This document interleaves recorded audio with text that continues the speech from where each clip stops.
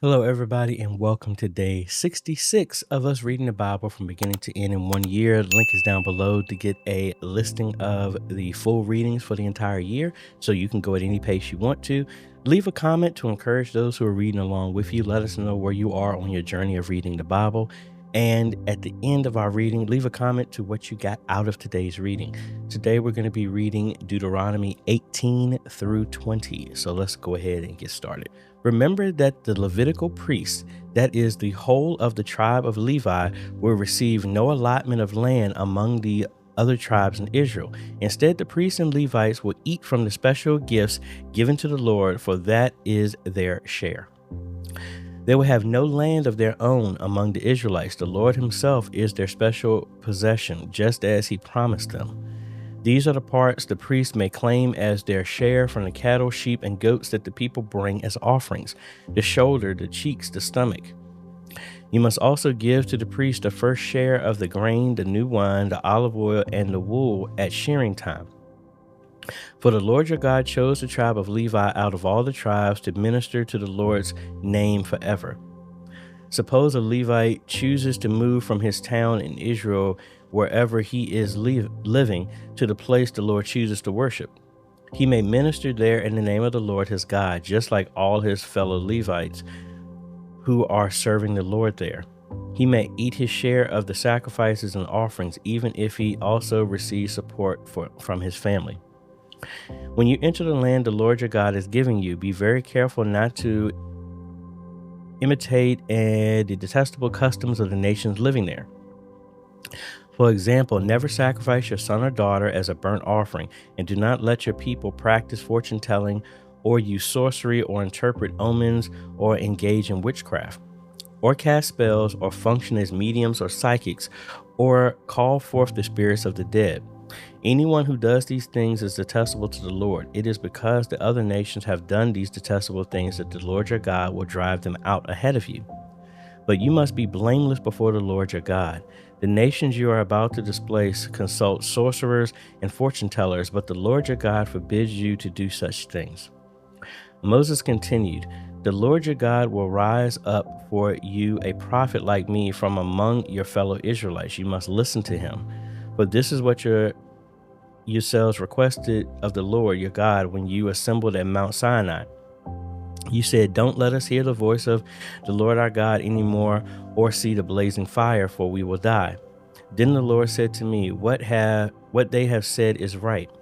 I will raise up a prophet like you from among their fellow Israelites. I will put my words in his mouth, and he will tell the people everything I command him. I will personally deal with anyone who will not listen to the messages the prophet proclaims on my behalf. But any prophet who falsely claims to speak in my name, or who speaks in the name of another god, must die. But you may wonder, how will we know whether or not a prophecy is from the Lord?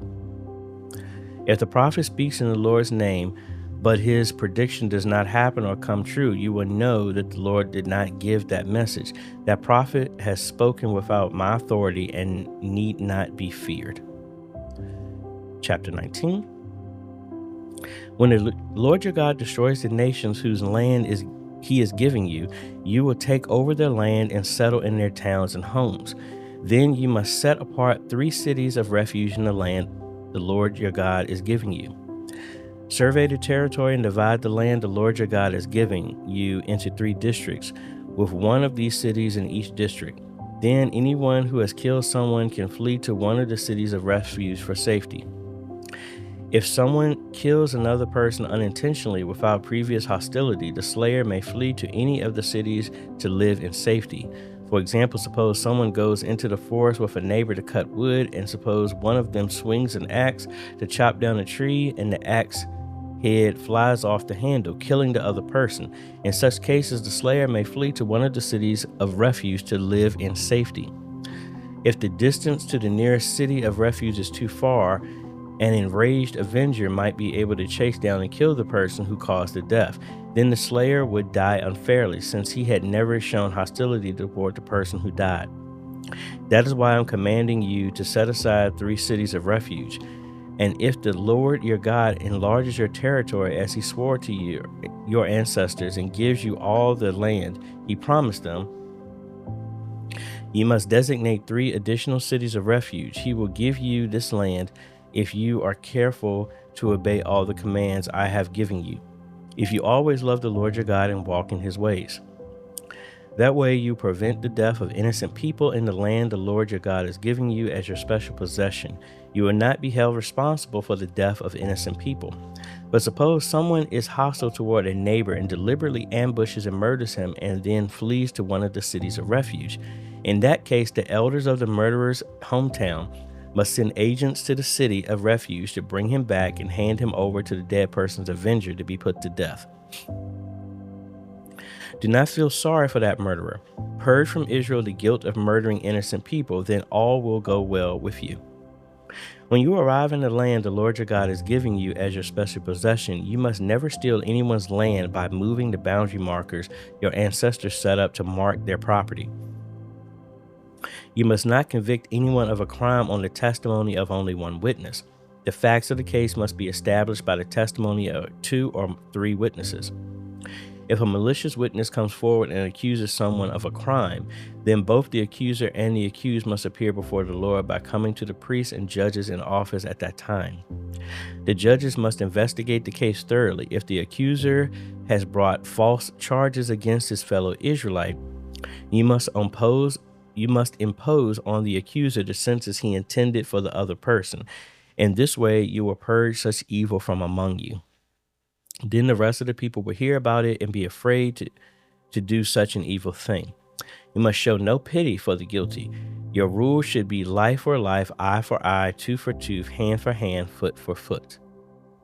And our last chapter, chapter 20. When you go out to fight your enemies and you face horses and chariots and an army greater than your own, do not be afraid. The Lord your God, who brought you out of the land of Egypt, is with you.